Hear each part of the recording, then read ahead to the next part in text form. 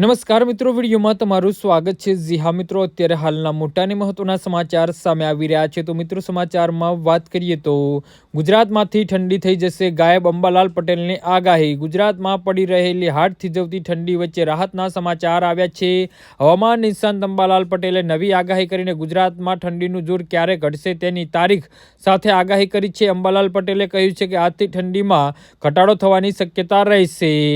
જી હા મિત્રો, પરંતુ આ પશ્ચિમ વિક્ષેપોને ગુજરાતના હવામાનમાં પલટો આવશે। 28, 29 અને 30 વાદળછાયું આવવાની શક્યતા રહેશે, જેમાં ગુજરાત અને રાજસ્થાનના સરહદોના ભાગમાં, મધ્યપ્રદેશના સરહદના ભાગોમાં કમોસમી વરસાદની પણ શક્યતા કરી છે।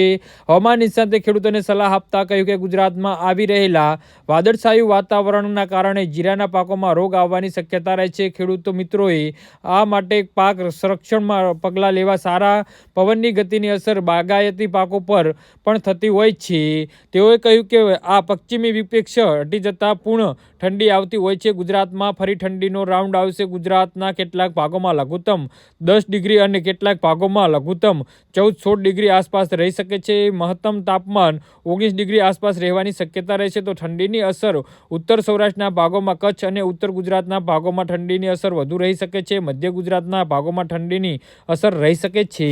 જી હા મિત્રો, તો આના વિશે તમારું શું કહેવું છે તો નીચે અમારી કમેન્ટ બોક્સમાં જરૂરથી જણાવજો અને અમારી યુટ્યુબ ચેનલને સબસ્ક્રાઈબ કરવાની ભૂલતા નહીં। ધન્યવાદ।